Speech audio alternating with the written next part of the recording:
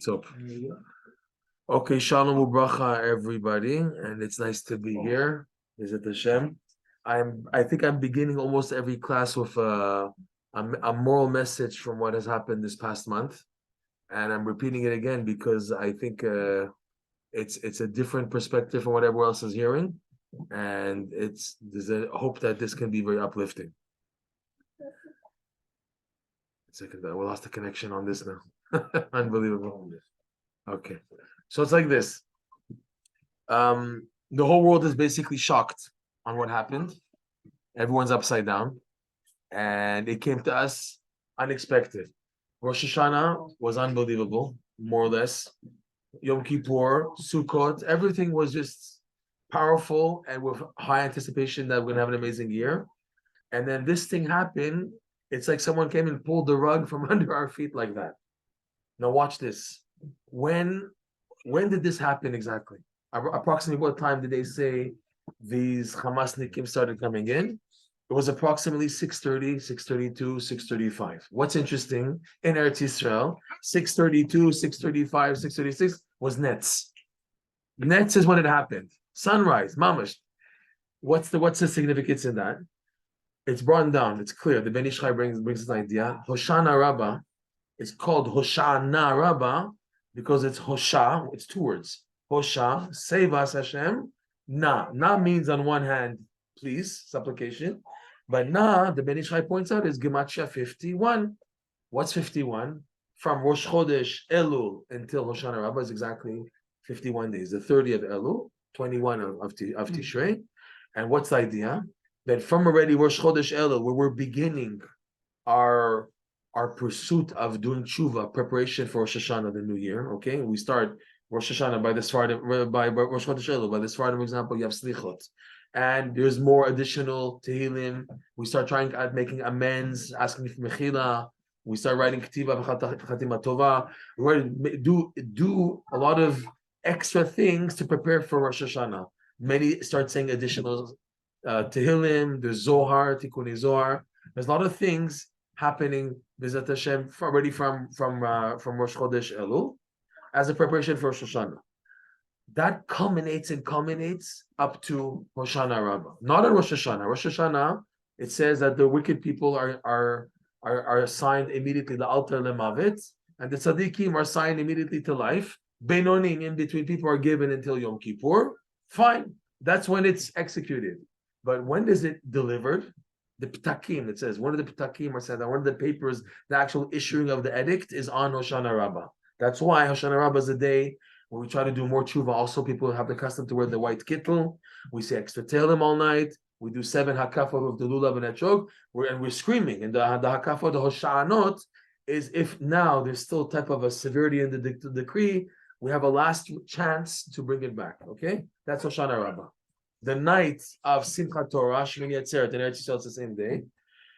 Rabbi Nachman says, he brings down that when we say Kriyat Shema of Arvit, Mariv, of the night of Simcha Torah, when we finish Hashem Elokechem Emet V'Emunah, at that point, your Parnasa is decreed for the whole year.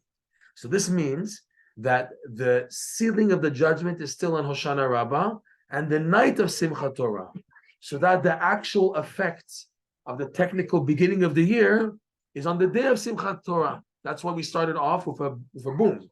There's Simcha, there's dancing, okay? It's supposed to be the happiest day of the year. This year, boom, the exact opposite. What in the world, okay? On Simchat Torah, something negative. Another point. Then the point is, the first thing that hit us was the news of the Nova Rave. The teenagers dancing, looking for joy in a different format. Not keeping Shabbat, obviously, smoking acid, I don't know, whatever they were doing there, looking for happiness in a different avenue. Whatever, Avodah Zarah, whatever. But the point was that, again, the point of Simcha coming up in a different format. Number 3, hostages. Hostages, the curse of Jews being taken hostages, is in Parshat Kitavo. The exact wording of the pasuk, please forgive me if I don't remember it exactly, where it says, Banecha uvnotecha bashevi, your sons and daughters will be taken hostage. Okay? One of the 98 curses. In Parashat Kitavo, what does it say? that these curses come upon you. Why? Why? Tachat asher lo avadat Hashem Elokecha b'simcha uvtuv levav. The Torah says in Parshat Kitavo, you know why these curses will come? Not because you're not serving me, because you're not serving me b'simcha. So there's a theme here. There's a point. There's a few points of Simchat Torah, which by their day is one of the highlights of the year. Rabbi Nachman said once to his disciple Rav Nosson, did you dance on the Simchat Torah? Did you feel the joy of your Yiddishkeit? And Rav Nosson writes, in truth, that's the idea of the dancing of Simchat Torah. Why are we dancing on Simchat Torah? We're dancing on the Torah. What does that mean? We're dancing because we're appreciative that our existence as Jewish people has such an eternal meaning, that Hashem has chosen us, that every detail we do in our life, it's eternal, it's etched. Whenever you're doing a bracha or a little tiny mitzvah, 20 years ago, 30 years ago, it's etched forever. We have such a reason why to be happy. Because people of in this world in itself, there's no true happiness, as we know. It's that we use this world, connecting it to a true reality, which is the real world, Hashem, the Olam, the world to come. That's what gives value. Therefore, we have what to be happy about. Okay, so going back, the idea of Simcha is something. Rabbi Nachman he said again that on Simchat Torah, our the joy of the whole year is culminating on that day. And here we were hit, boom, the opposite. So I'm trying to show people that the main wake-up call of what happened is dafka we have to reinforce ourselves to be even more b'simcha now. Because if we're down and sad, that's the epitome of galut. The goal of exile is to make you to feel down and depressed. So if now we become worried and sad of what happened, of course we're supposed to mourn. But in everything, if you do it excessive, you lose the point. If now the mourning leads you to become sad and negative, then that's not the point. So what can we do is we have to dafka reinforce our simcha b'ezrat Hashem. So this had to be, just this point had to be made clear that this is one of the main things that we can learn from what happened and what we're supposed to do now. And amazing things are happening. There's more achdut in Am Yisrael. The shuls in Eretz Yisrael are more packed, believe it or not. I was with a couple from Petach Tikva, from Rishon LeZion, at the kever of Rachel Imeinu on Erev Rosh Chodesh. I had a lift of a couple that came all the way from Rishon LeZion to daven and by kever Rachel. And we asked them, and how was it there? Because, as you know, if you heard, that the second biggest place in Israel getting missiles is Rishon LeZion. First is Ashkelon, and then is Rishon LeZion. So we asked them, how's the situation? They told us, and they're like very modern, not Orthodox, modern traditional Jews. They said the shuls are packed. The shuls are packed. People are just waking up. So there is an achdut. People are feeling their Yiddishkeit. But now what's needed, so follow up now. Okay, so to be in panic mode and worried mode, that's not lasting. What's needed is now, the follow-up is to be b'simcha. Another point, many people are saying, oh, these are the signs of Mashiach now. That's it. There's war like this. It must be Gog and Magog, whatever. Rabbi Nachman said that the key for Mashiach's coming is out of simcha. The pasuk says, "Ki b'simcha tetzeu." The sign of the Geula is when the nations are going to be happy because of us. Right? The verse reads, "Az yomu bagoyim, higdel Hashem lasot im ele, higdel Hashem lasot imanu, haynu smechim." As then the goyim, the nations will say, "Wow, Hashem, higdil Hashem lasot im ele." What Hashem did wondrous things, awesome things for these people, the Jewish nation. And which in reality is Higdal Hashem Lasot Imanu, the goodness that the Jews, Hashem did for the Jews, is really is our goodness. Hayinu, the nations will say Hayinu, we're smechim, we're happy. So all the psukim that bring down that with joy will come back, that's the reality. But to think that, oh, war and Gog and Magog, by the way, about Gog and Magog. What is Gog and Magog? What exactly is the war of Gog? Is it a physical war? Is it a spiritual war? It looks like we're in the middle of Gog and Magog for already over 200 years. It's a spiritual battle. The Midrash says like this. The Midrash says that Esav, last week's parsha, Yikrevu Yeme Evel Avi, he said, I'm gonna wait to kill Yaakov. He said after he saw that Yaakov stole the brachot, so Esav said, I'm gonna wait for my father to pass away, and then I'm gonna kill Yaakov Chas v'shalom. So the Midrash says that Paro, many generations later, he said about Esav, you're stupid. You waited. You said, I'm going to wait for my father to leave the world, and then I'm going to kill Yaakov. But in the meantime, Yaakov became 70 nefashot, became a nation, and started to grow. So now you have a harder job. So what did Pharaoh say? I'm not going to wait. As soon as the Jewish boy is born, he ordered that they should be killed, right? So then comes along Haman, the Midrash says, and Haman, many generations says about Paro, you're stupid. You killed just the boys. What, the girls are not Jewish? If a Jewish woman has relations with a goy, the children are Jewish. What did you accomplish by saying only the males will kill and the females no? What did you accomplish? What did Haman say? I'm going to kill everybody, man, woman, children. Okay.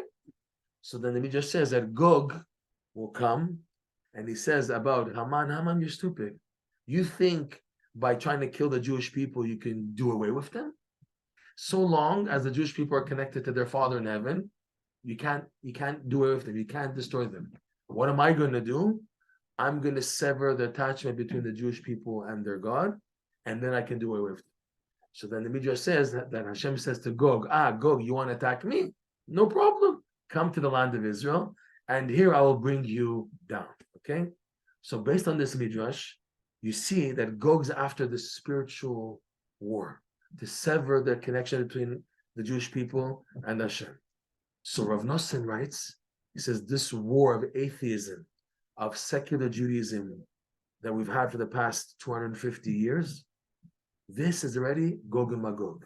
That we're in a situation where the majority of the Jews in the world have no idea what Shabbat is, have no idea what a bracha is, what is Shema Yisrael. We're never in history did we have a scenario like this where the majority of the Jewish people don't know anything about Yiddishkeit. That's so many, 15, 16 million. The majority have no idea. Assimilation and this, no idea. This is Gog and Magog. This is the war of Gog and Magog. They say a joke in Israel that Gog is really Google. Google, right? The technology of just brainwashing the mentality of people, taking them away. This is Gog, this is Google, all right? Fine. So it's a spiritual. What?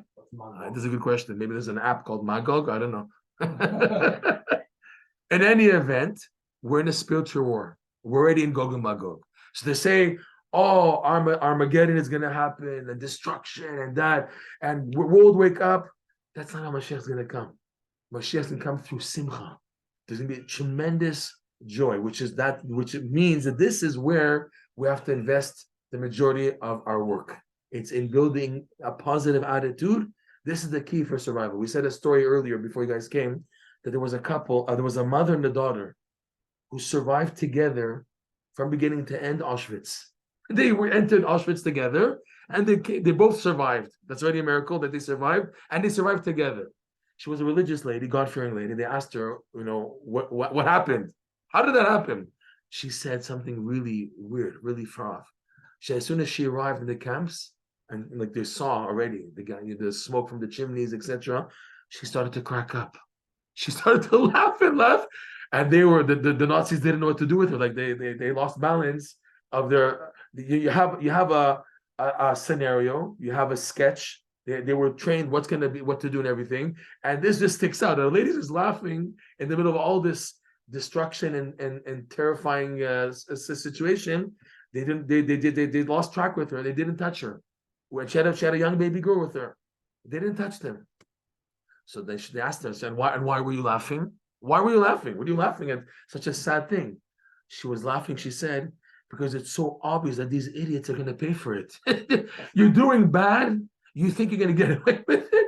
You're stupid. You're going to lose out in the end. Hitler, you're an idiot. All these enemies of Am Yisrael, you guys are stupid. These Hamasnikim, they film how they're killing the grandmother. You think you're not going to pay for that? It's a distortion that you think that this is something good, that you're killing people. They have to be nuts. Rashi gives a rule in Parashat Shlach. Rashi gives a big rule. Rabbi Nachman builds on it. Kol sheker she'en ba'emet ena mitkayem. What to explain? The spies in Parashat Shlach. How did they start off their slander? They came to Moshe Rabbeinu and they said, Tova haaretz me'od me'od v'zeh pirya. The land is very good, they said. The spies who wanted to slander the land, they said something positive. They said something truthful. The land is very, very good. And here are the fruits. But It's Eretz Ocheret Yoshvea. It's a land that consumes its inhabitants. Everywhere we went, there were people dying. We're not going to make it. They're all giants. Anakim. We saw all these giants. Rephaim, Anakim. We're not going to make it. Okay. So Rashi brings down there the rule. Why did they do that? Why did they say something truthful if their whole goal intent is to say slander? Because there's a rule that any sheker, falsehood, if you want it to become acceptable, you have to hide it behind some truth. So that way, how do you convince someone to do something which is false? You dress it up with nice salad dressing and everything and make it look presentable. It's sheker, but because you dress it up and everything, it's fancy schmancy, it's nice, it's presentable, it's clean, so people will do it. But when it reaches a point where the truth is like a thin line and the sheker is like some big fat blob, you can't hide a big fat negative thing behind a little stick. It's so obvious that it's sheker. So what's happening now in the world? People are like flipping out. How could you do sheker and then claim you're right in doing it? It's so obvious. So what's happening is amongst the goyim themselves now, there's a stirut beinehem. You can have a situation where a Jew is walking in downtown Manhattan or he's on a flight with like tons of Arabs, and they'll start screaming against him. But the other goyim on the plane will start attacking them. What are you attacking him? You guys are the fault, and it's amongst them, and the Yid can just continue doing what he's supposed to be doing and untouched. It's their fight. It's not my fight. It's amongst them. It's the first time I think in history that almost every goy in the world has to have an opinion on us now, or pro-Palestine or pro-Israel. The ones are untouchable. The media did such a good job, bravo, the media, that it got everywhere in the world that now we're the topic. A Jew walking on the street, everyone looks at him and begins to think, am I for, pro, against? We're an opinion finally. This Pakistani guy had no idea about us in the middle of wherever, Timbuktu. All of a sudden he knows about us. He knows all Jewish people and this and that, Palestine, and they have to give their opinion now. They can't sit there now, going past him in this. You have to give your opinion because they're pushing it. They're pushing it on the media, okay? So it's a funny war of sheker and emet, okay? And all this is the wake-up call that the nations are waking up now. I had it now, by the way, when I left Montreal. So, everyone's looking at me before going into the plane. And the security check is like a really Spanish name, Francesco, whatever. He looks at me, and like everyone's looking at it like a tough, like that. But he looks at me and he starts smiling and he says in Hebrew, Shalom, Baruch haba. Hashem yishmor otcha. I couldn't believe it. Hashem, that God should protect you. Unbelievable. It's like if they're for, then they're for all the way.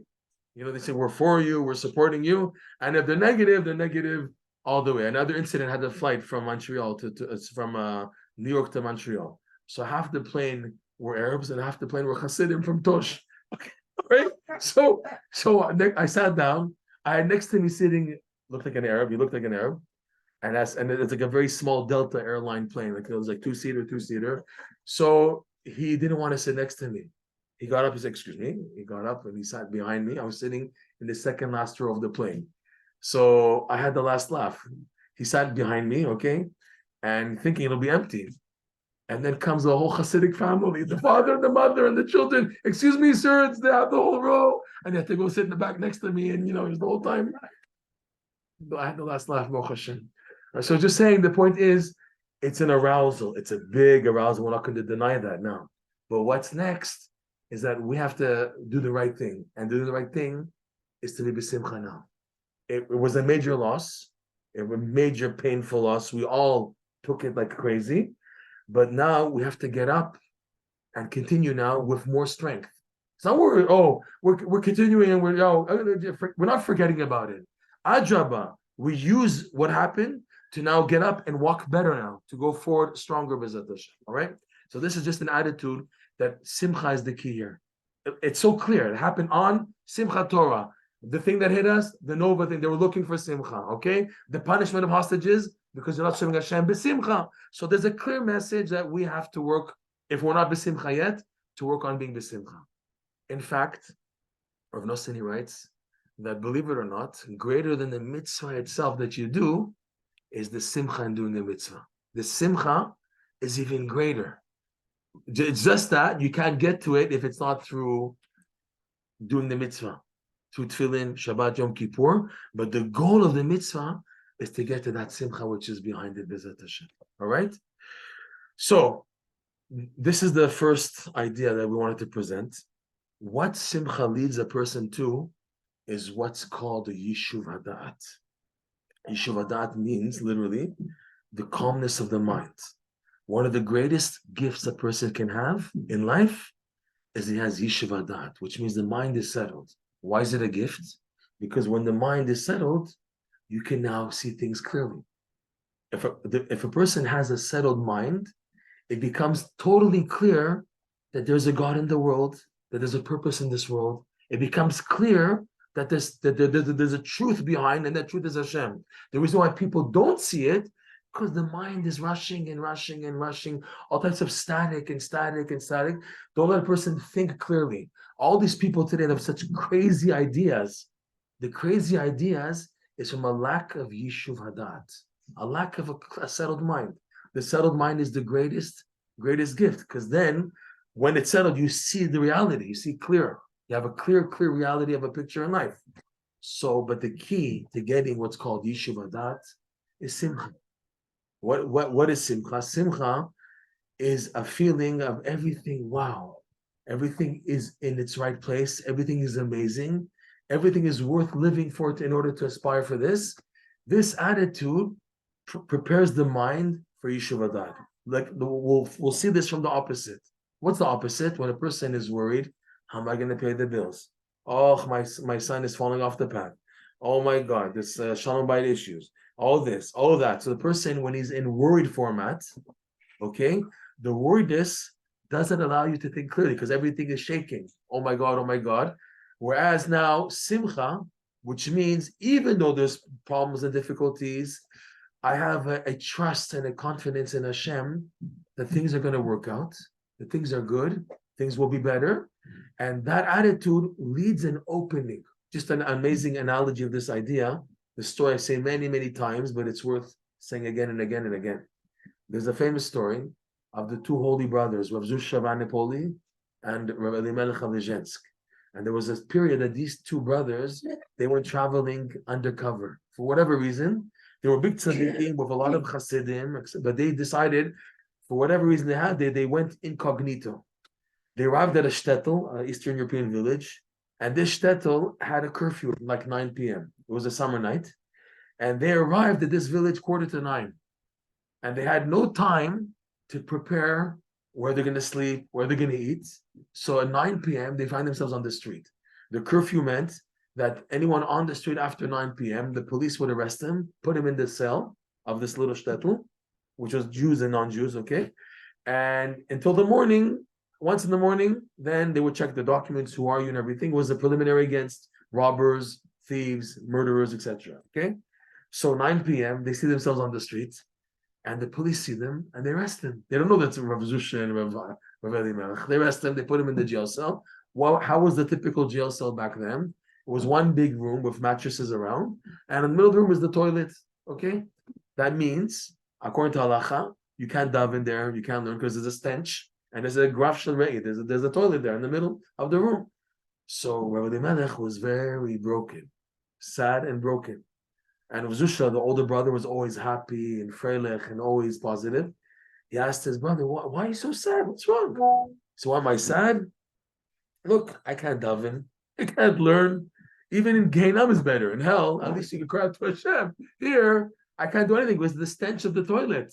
You know, we're supposed to pray now the evening prayer, the evening service. Say the Kriyat Shema. I can't do anything now. What do you want me? I have nothing to hold on to maintain my Jewish existence. You know, my Jewish connection. So Rav Zusha told his brother, just the opposite, my brother. You, my super duper brother, who never missed a Marv in his life. You never missed davening Marv in your whole life. And now Hashem gives you this opportunity for the first time to do the mitzvah in this format. Which format? The halacha says that when you're in such a scenario where you have a toilet in front of you with the stench, and you can't daven, you can't learn. So the halacha says, you say in your heart, Hashem, Master of the universe, I want to do your will, but I can't because of the situation. Let it be considered as if I did it. And the halacha says, you are rewarded as if. It's the famous ke'ilu, as if you did it.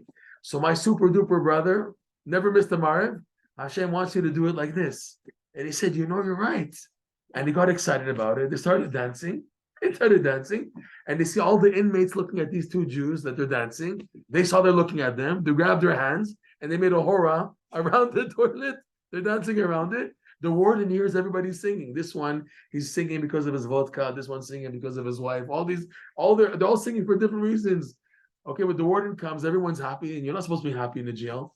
So he says, what's this happiness? He said, because of the toilet. He said, oh, really? He opened the door to the cell. He took out the toilet. After 5 minutes, the stench went, and Rav Zusha told him, now you can daven.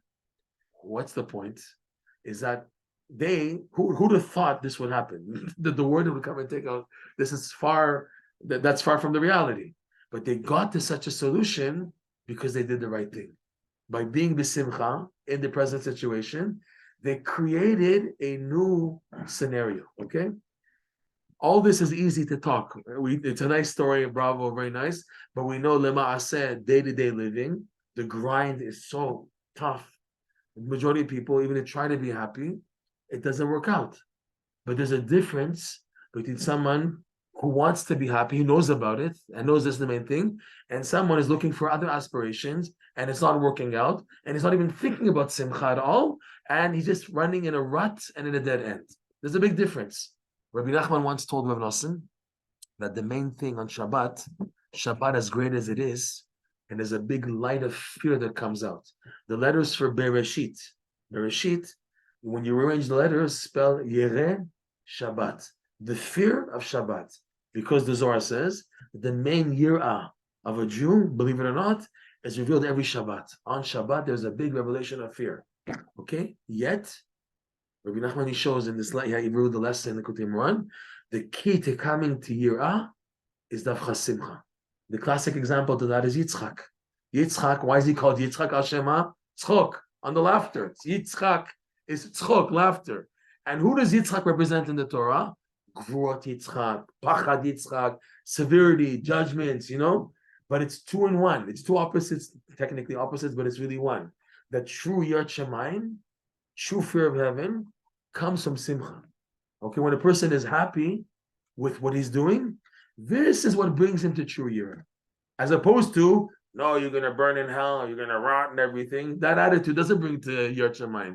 It brings the person to say, I don't need this. If Judaism is just negative and punishment, you get punished and you have to do it by force, then the person drops it altogether. Whereas, when a Jew is happy about what he's doing, this, believe it or not, is what reveals the Yira. That's why Rabbi Nachman teaches on Shabbat, the main key to coming to this fear, this high level, is Simcha. When he revealed this teaching, he asked his student, Rav Nosson, are you happy on Shabbat? So Rav Nosson said, sometimes I have an arousal. I have some, what's called frumkeit. I have an arousal to come back to Hashem and everything. So Rabbi Nachman said that's not the way. That's not the way. The gateway is Simcha. Yira comes afterwards. He read his mind and he said, now you have what to worry about. And he said, Rabbi Nosson, he read my mind. Because now, if I'm not happy now, so what am I supposed to do? If I'm not happy now, what do you want from me? I'm trying to be happy at the Shabbos table. The kids are making a mess and this, and I'm tired, and I have a stomachache from the cholent, whatever. I don't want to be happy in this and grouchy. How am I supposed to be happy? So Rav Nosson said to the Rebbe, at least I want to be happy. And he said, he told everyone, you heard what he said? Pumped. He said the right thing. In other words, if I can't be happy, at least I want to be happy. And there's worlds of difference between someone who wants to be happy and someone who doesn't even think about being happy. So in our context again, working on it, wanting it, knowing that this is the solution. The verse reads, we mentioned this verse in the beginning. Ki besimcha tetzeu. What does that translate? The prophet is saying that when Mashiach comes, you're going to come with an entourage of joy, of simcha. Rav Nosson says, don't read it like that. Read it ki besimcha, through. Don't say with. Through simcha tetzeu. You get out. Get out of what? Get out of anything you're stuck in life. Whenever you're stuck, the avenue to make an opening is dafka besimcha. We had a difficulty in Montreal yesterday morning. We didn't have a minyan. Where we're nine people for almost over half an hour. 9 people waiting. Your Baal Shem Tov thing. We're 9 people waiting for the 10th guy to come. We're waiting and waiting. We missed nets. Some people in the minyan decided, well, I'm going to daven by myself. If there's no minyan, at least why should I miss out on nets? So some people, they daven. The majority of us, we decided to wait. It's better to have a minyan and daven together. So we're waiting and waiting and waiting.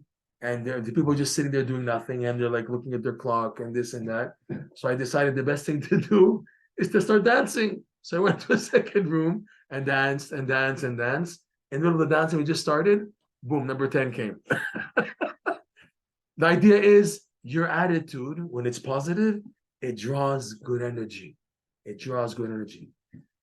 Rav Nosson brings 5 good advices you can use to trigger Simcha always. And if this doesn't work, try this one. You can use these cards. If this deck doesn't work, use this deck. He gives 5 major advices for activating and bringing Simcha. Number 1, telling jokes.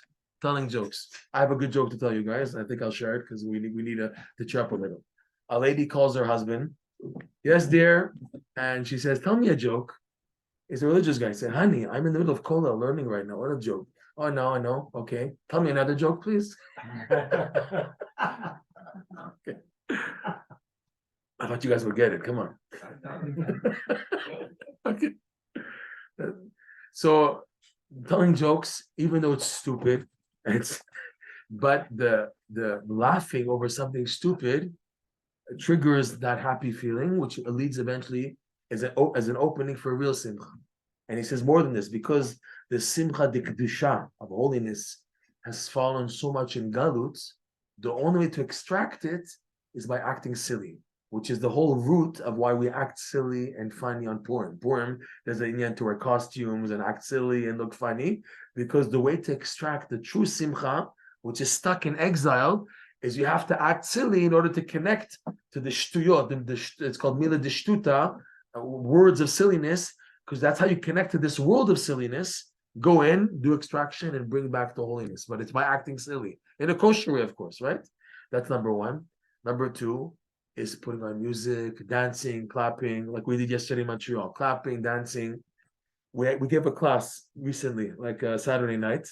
And the host of the class, he said, we're not starting the class until we dance for half an hour first. I said, what? He said, yeah, we're dancing. He put on the fast, like trance kosher music, whatever. And everybody got up and they're dancing. And then, people are embarrassed to dance. Come on. Especially cold Canadians, things like that. But they got up and they started dancing. And within 5-10 minutes, you see everyone smiling. People started doing, what's it called? What's it called? Yeah, exercise. They started jumping. What's the word in English? Jumping jacks. One guy started doing push-ups. They were very happy. It was like such a good scenario. After half an hour, people were sweating and schwitzing after eating good sushi and good pizza, of course, right? Then we're ready to start the shir. That was an amazing thing. That through simcha, through dancing and movement, that's why in the Hasidic world, it's a big thing, a nigun. It's a big thing, a tanz, to dance. It's a big thing because the movement that brings, believe it or not, triggers happiness. You want to explain it scientifically? Go ahead, no problem. But it works. It works. Dancing and nigunim make a person happy and a positive thing. When you're in Meron Lag BaOmer, for example, and you see 5,000 people jumping up, and you can't just sit down and just watch like that. You have to move. Even the secular Jews who are filming it, you see them moving a little, because you can't just sit down and not do nothing. You have to be a part of it. That's the power of music. Holy music, dancing, clapping, okay? Number 3 is finding the good points. To stop being a grouch. Oh, this is not working out and this. Look at the positive side. Come on. The negativity just makes it more negative. But looking for the good, at least knowing that this is how it works. That okay, I didn't wake up at 5, I woke up at 6, I didn't wake up at 7, I woke up at 7, the guy wakes up at 10 in the morning. Says, I woke up at 10, and at least he didn't wake up at 11. Okay. It's not easy, it's easier said than done, but it's a training. And the more you get into it, the more it rubs off. Number 4 is giving thanks. The very first thing a Jew says when he wakes up in the morning is Modani, right? You have some people, like we said, they wake up like 10 in the morning. They miss their job. They miss davening. So they wake up, they forgot to say Modani. So I tell them, go back to bed, say Modani, and then get out. If you got out of bed without saying Modani, because oh my God, I'm late, you skip Modani. So go back to bed, lie down, say Modani, and then go out. Okay? It's so important to give thanks. And also the idea of giving thanks to Hashem, it shows your appreciation. You recognize I don't deserve to breathe, I don't deserve to speak, I don't deserve to walk, I don't deserve anything. Everything's a gift. Everything is bonus. Nothing is, oh, I deserve this. I should have woken up on time. I should have had these things. No, you don't deserve anything. Everything is a gift. When you look at things in that perspective, then you can give thanks for every tiny thing and be appreciative. The person normally who's like upset at everything is because he thinks he's running the show. Even in Judaism, oh, I missed my Daf Yomi class. I missed my this. I missed my learning, my Mishnayos, my Tehillim. It's yours or it's Hashem's? The guy, I missed my. So we need to wake you up a little to remind you it's not yours. It's Hashem allowing you to do this. Nachon, you put your energy in. You don't want to be a schlub and a schlep. You don't want to slack and then miss a few days, another day, and then you drop it all together.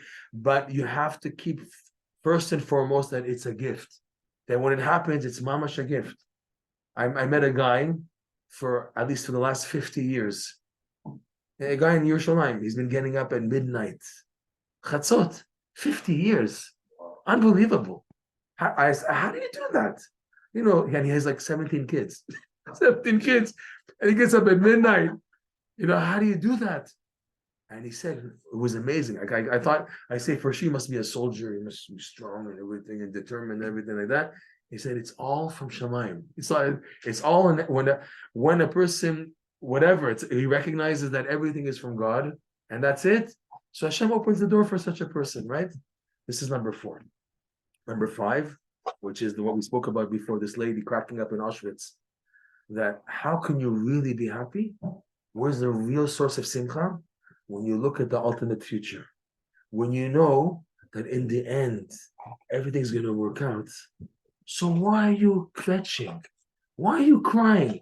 If your life, say 120 years, but it's part of this giant reel of film, which is 6,000 years, from the beginning of creation until hopefully Mashiach comes very soon, 6,000-year reel. Your 120 years is like maybe like a fraction of a second in this reel of this long film, okay? In the end, everything's going to work out. Obviously, it requires your emunah, that you believe it. In the end, everything's going to work out. So if Nosini says clearly, if in the end everything's going to work out, so why are you kvetching so much? Why are you so negative? Oh, but this happened and that, I lost my wife and that. But one second, if you know that in the end, everything's going to work out. There's going to be tchiat hametim. All the so-called suffering will be paid back immensely, like 1,000,000 times more. So why are you taking it to heart? The problem with people, he says, is they look at the present exclusively, just at the present. The secret is to connect the present to the future. The future in Hebrew is Ehyeh. Aleph, Yud, He, which is also one of Hashem's names. Hashem has a name called Ekyeh. He's called this holy name when in relationship to this concept of the future redemption. To explain that when any Jew now within history needs a type of salvation, this salvation is taken from what's called the Geula Shlema. The complete redemption is at the very end. When a person is going through a difficulty, he needs a major Yeshua. So people say, "Oh, please daven for me. I need a major Yeshua. My business and this, and I'm trying to get my son into this cheder and everything. I need a major Yeshua."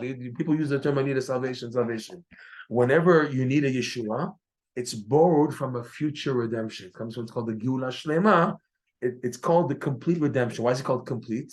Because it's like a candle. You can light from one candle 5 million candles, and it doesn't extinguish. It doesn't diminish its light. It's so complete, the final redemption, that it can lend little tinier redemptions to anyone else. And that's what actually happens, is that when you're going through a situation, you need a Yeshua, it comes from the ultimate future. So going back to what we're saying, if now you do know, you believe that everything is going to work out, so why are you so broken? Take things in perspective of the whole picture. It's a big, big picture. And in that way, you can easily manage and take things on a positive way. Right? So this is what Simcha does. Okay, and these are eight so that we said on activating the Simcha, and the Simcha gives the mind frame a preparation for something called, like we said, Yishuv Adat. Yishuv Adat, a settled mind, is so important. Even someone who's like learning Torah all day, if he doesn't have the gift of Yishuv Adat, his learning can go in the wrong place. To give an analogy, to explain, you have a guy who's a warehouse, okay? And one shipment after a next of trucks loading merchandise are online to drop off the merchandise. Because there's so many trucks, okay? So the first truck, he loads all the merchandise, but the factory, they don't have time to put everything in its right place because there's another truck waiting. So what do they tell them? Just put everything here. We'll settle the merchandise in the right place afterwards. The second truck comes and unloads, and they tell them the same thing. Listen, there's another truck coming. We don't have time to put everything in the right place. Just put everything here. So after 3, 4, 5, 6 trucks, everything's a mess. There's a lot of merchandise. Great, it's good merchandise, but you can't do anything with it. You can't sell it. You can't organize and ship out if it's not settled in the right place. So what's needed is the factory, the big warehouse has to tell the trucks, don't send any more trucks. No one comes until we settle the merchandise. That's how the mind works also.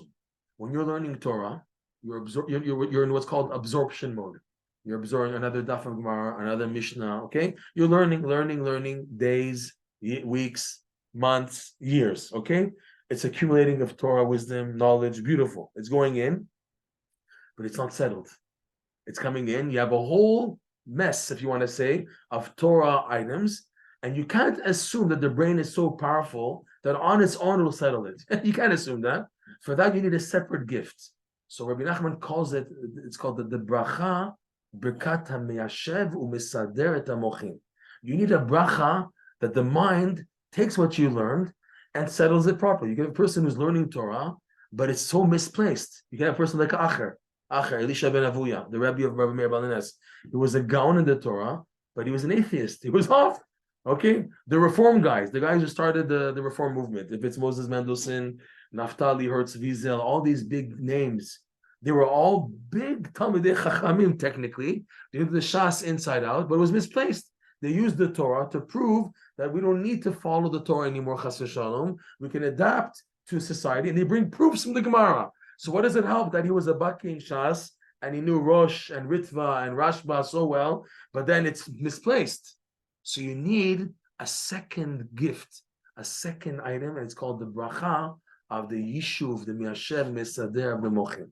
So he explains, Rabbi Nachman, this gift of settling the mind comes from Simcha. And the opposite, someone who is not besimcha, then you know that, God forbid, the Torah that he's learning can be misplaced and direct him in a different place. I live next to Meir Yeshiva in Yerushalayim, and they have a funny saying there. The guy is so busy learning, he has no time to think about Hashem. He's learning Torah, but he forgets about they get so involved in the pilpulim, which is great, but in the right framework. I'm learning Torah, I'm learning halacha, but I can't forget why I'm learning. What's the purpose of this? Is in order to connect me to the Eibishter. Okay, the learning is to connect me back to Hashem.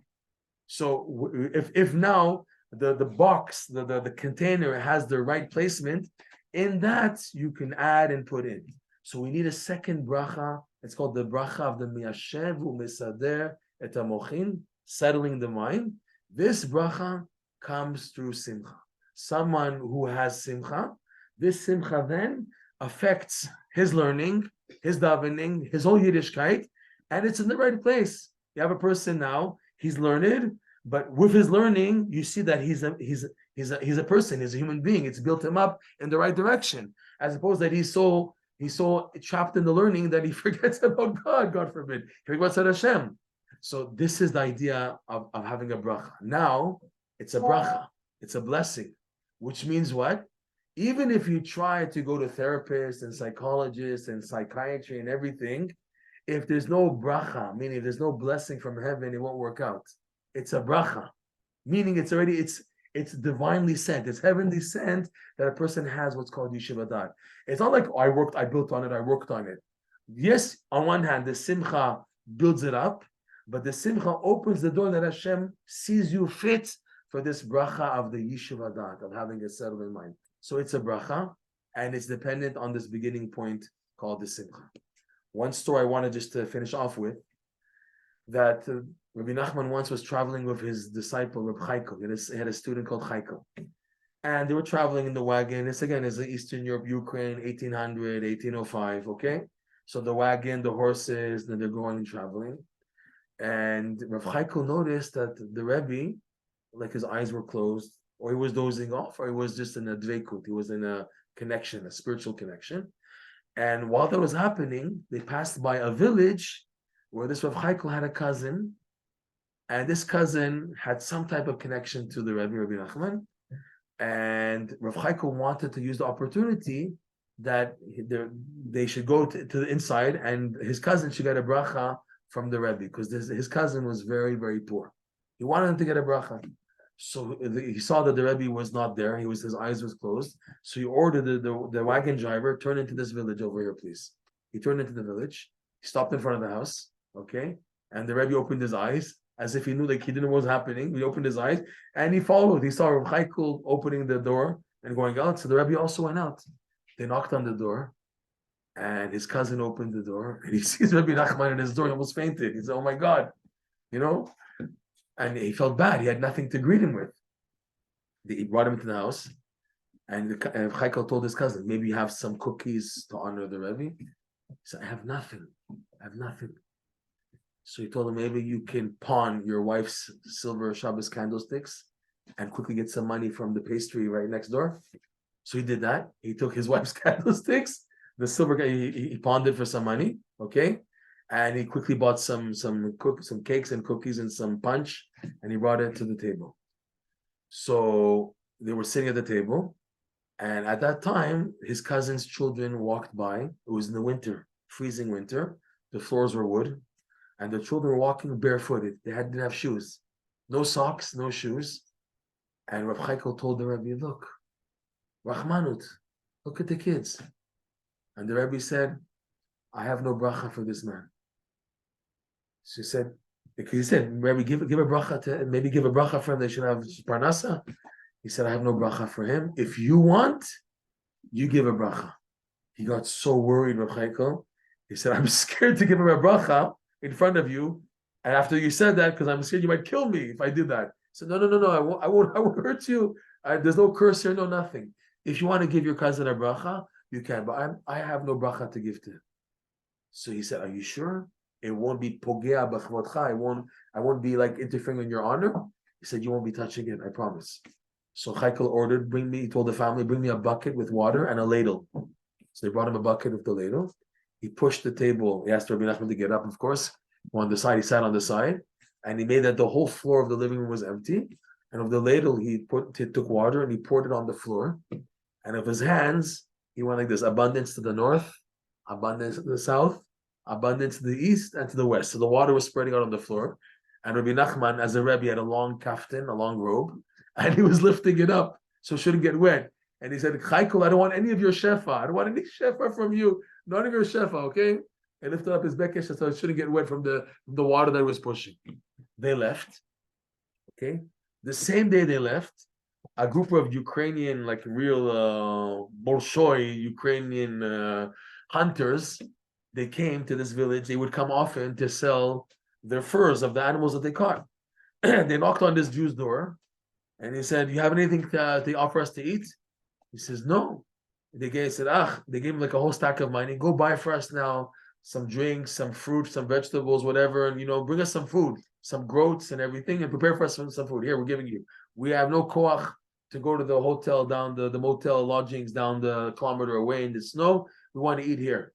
And so and they said also buy firewood so that we can have some heat. So he quickly did that. They had such a good time there. He said, "We're going to come back. We come here once a month. We're going to come back again. And here's a tip." They gave him a nice tip. Okay. They came back and they gave him money in advance to prepare, so they don't have to wait for him. So that way, when they came the month later, they had already food waiting for them. So they said, "We don't have to come here all the time. We have an idea. We want to make you our representative in selling our furs. Can you do that?" He says, "Great. We'll give you a profit, whatever you want. things started to move. So he started selling the furs, and people were buying them. So he decided, you know what? I'll start selling dairy and cheese also. And it started moving and everything, and he was becoming wealthy. Things were moving. He was happy. This is a village not far from the village of Breslov. And the marketplace in Breslov, till today you can see it, the old marketplace. That's where Rabbi Nachman lived. He lived, the windows of his house were facing the marketplace. So from time to time, when you come to Breslov, because Breslov was considered a bigger marketplace to sell the fur and the dairy and everything.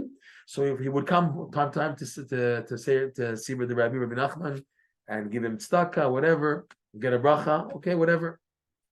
So that stopped. He became more and more wealthy, like the stock market merchant. He's running here, running there, and he has no time to even think. There's so much commodity, so much to sell, buy and sell, that he's too busy. He had no time anymore to go visit the Rebbe. So one day, when there was a market day, and Rav Chaikel was in the room with the Rebbe Nachman in his room, and it was the market day. The Rebbe just got up, went to the window, and he saw his cousin, Chaikel's cousin, who doesn't come to see him anymore, running like a rich merchant, buying and selling and everything, and he has people working for him now. Okay, so the Rebbe knocked on his window, and the cousin, he could hear the knock of the glass. He turned, he said, "Uh-oh, the Rebbe's calling me." And he went like this, he moved his finger, he said, "Come." So he came to the Rebbe at the window. He said, "How are you doing?" He said, "Baruch Hashem." "How's the family?" "Baruch Hashem." "Okay. Tell me, did you have a chance to look at the sky today?" He looked at him. He said, "Look at the sky?" "No, I didn't look at the sky. No." So the Rebbe called it Chaikel. "Chaikel, come here." Chaikel came up. He said, "Yes." He said, "He doesn't have a chance to look at the sky anymore." And then he turned to the cousin. He said, "Listen, in 50 years from now, there'll be different horses, different people, different schora, different merchandise people will be selling, but you and I won't be here in 50 years from now. So I'm asking you why you don't have time to look at the sky." So he turned to Rav Chaikel. He said, "Look what your bracha did. He doesn't have time to look at the sky. What does that mean to look at the sky? Looking at the sky is an expression of Yishuv Hadat. People, Hashem built a human being that when you walk, your head is not like this. You weren't created with like a neck deficiency or something like that. We're built in a way that you look people head on. But you have the option, if you want to yes, look up. Okay? And looking up to the sky is one of the greatest ways to remind you of why you're here. There's a Shemaim. There's a heaven. We call Shemaim heaven. Right? The English translation of Shemaim, Eretz Shemaim, heaven. Okay, heaven means heavenly, godly, spiritual. To look up to the sky is a ma'ala, but most people in the world, ask a person when's the last time he looked up to the sky. Maybe when he was on Club Med, on some winter vacation, he's lying down with the shades. But I bet you, even then, he wasn't looking at the sky. He's like dozing off, sitting under the shades. He wasn't looking at the sun in the sky. He's just dozing off. He's not thinking about his purpose. Looking at the sky is an idea to remind you of why you're here. Yishuv Hadat. Okay? Most people today, running, okay? Work and this and that.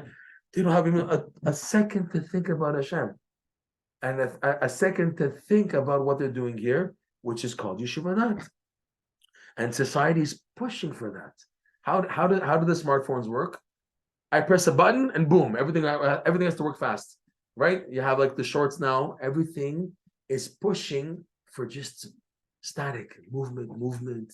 All that is a lack of Yishuv Hadat. So it's like the opposite direction of what we want to get to. How do we build this up? Is an attitude of Simcha. When a person is Simcha, he's not dependent anymore. I have to check my messages. I check any WhatsApp. Person feels addicted to it. There was a story of a couple. They went on vacation to, I think, Pennsylvania or whatever, somewhere like in a hick town, man. And they wanted to rent like a little motel. And the owner, like a cowboy guy, was sitting on the rocking chair on the porch, like in the typical movies. He's sitting there and it's making the noise. He's walking on the rocking chair. And the couple, they came from New York, very busy life, busy society. And they're asking him, "Do you have a place for us to sleep? We're looking for a bed to rent." He said, "Yeah, of course." And then his phone is ringing, and it's ringing, and it's ringing, and he's not answering it. And they start getting nervous. He says, "You're not going to answer your phone?" He said, "Nope." Nope. He said, why not? He says, because I'm talking to you guys now. He said, but someone's calling you. He said, so they'll wait. What do you mean, so they'll wait? That phone was created for me. I wasn't created for the phone. The Musar is so clear that society doesn't let you to be calm. Okay, you want calmness in a crazy, crazy world. It doesn't happen. You have to take out the time to look at the sky, to remember why you're here. It's one thing to say, I have to go for a walk for a breath of fresh air. When you do that, remember to look up also, look at heaven to wake you up, okay? But here in this teaching we're talking about tonight, the key for this to happen is if you have simcha. If you have simcha, your brain is in check, is in the right place. You have the bracha, the blessing for the calmness of the mind. And if you have calmness of the mind, that's called true da'at, right? Da'at kanita machasarta, da'at chasarta makanita. If you have acquired da'at, what do you lack? And if you haven't acquired da'at, then what do you have? Da'at is the key. But the key to da'at is what's called yishuv da'at, that the mind has to be settled. With all the Torah you're learning and everything, it has to go in the right place and fit in. And what's the goal? A higher recognition of Hashem, of the Eibishter. That's the goal. So we spoke a lot. We should have simcha and yishuv da'at, and realize that this is the key. The key to our salvation is the simcha, which leads to yishuv da'at. They say like this: when Mashiach comes, he's going to come so suddenly, so spontaneously, that the majority of the people in the world who don't have yishuv da'at, when he'll come, it'll hit them like they won't be ready to receive Mashiach like that. But the people who were every day invested time in being calm, so they'll feel like someone who wakes up in the morning. When you wake up in the morning after a good sleep, so you have your energy in the morning normally. So when Mashiach comes, those people who had yishuv da'at, the settling of the mind, they were able to greet Mashiach properly. Just one last story. This reminded me that there was a Holocaust survivor who was a partisan. He hid in the forests in Poland, somewhere there, okay? And he told a Breslover Chassid the following. He said that we were hiding in the forest for over a month. All types of people. The majority of the people who were hiding in the forest, they went crazy after 2 weeks. They couldn't handle it. The only ones who were holding on, he said, were the Breslover Chassidim, because they had this contact of Hidbodedut and Yishuv da'at every day. So for them, it was like Gan Eden, to be in a forest a month. Wow. But a normal person, a society person, a city person, you put him in a forest for a month, they went crazy. He said a lot of the people there, they went nuts, they fell off the rock. All right. So all this we spoke about tonight is based on a lesson from Rabbi Nachman in his book, Likutey Moharan, lesson 24, which draws this connection between Simcha and Yishuv da'at. And Yishuv da'at is the key for everything else. When you have that, you have access to the highest levels of existence, B'ezrat Hashem. So how Rabbi Nachman's teachings work is the more you learn them, the more you begin to activate them in your life. But that's not enough. You activate them, but you want it to become applicable. It can be compared to an analogy. Someone, God forbid, who's sick, has like some type of infection, a skin infection, and the doctor gives him a prescription. He has to go to the pharmacy to buy the skin cream. And it's an expensive skin cream, fine. He buys it. Oh, I have the cream. But you have to apply it. If you don't apply it, it's great that you have it in your hand. You bought it. It's in your hand. But you have to apply it. So too, Torah ideas activate the remedy, and then the davening about it applies it. So in Breslev literature, there are two major books. There's Rabbi Nachman's book called Likutey Moharan. We explain these amazing ideas, and learning them begins to activate them in your life. And there's a book of prayers on the lessons. So the prayer pushes you to begin to draw the bridge from the potential of the idea to actualize it. When you daven for something, you have way better chances of having it happen than a person who just learns about it and studies about it and thinks that through just a simple intellectual approach, that will be enough to bring it inside. But no, we have a pasuk we say every day, 3 times a day. V'yadata hayom v'ashevota el levavecha. Right? Ki Hashem Elokim. That there's a knowledge of God, and this knowledge you have to bring it back to the heart. You have to connect the brain to the heart. in the daily life of a Jew, there's two major devotions. There's the Torah study, which is in the brain, and there's the davening. Okay, what's unfortunately the stronger part is the brain part, but the goal is to get the heart filled up with that knowledge, to fill it in. Okay, so we prepared here. Ariel, can you hand this out, please? There's a QR scan, huh? There's a QR scan here leading to a PDF file, a WhatsApp group with a PDF file in the description of this lesson of the Simcha and the Yeshuv Hadat. Okay, you can see it there. And there's a second QR scan here to help support us in what we're doing. These classes took about a year to prepare, if they were presentable, Baruch Hashem. And explaining on the bottom is what we do. And support with a Canadian tax receipt is available for any support for that. Thank you very much. Have an amazing year. Amazing Hanukkah. Lichtige Hanukkah. Thank you for staying. Once again, we close the queue.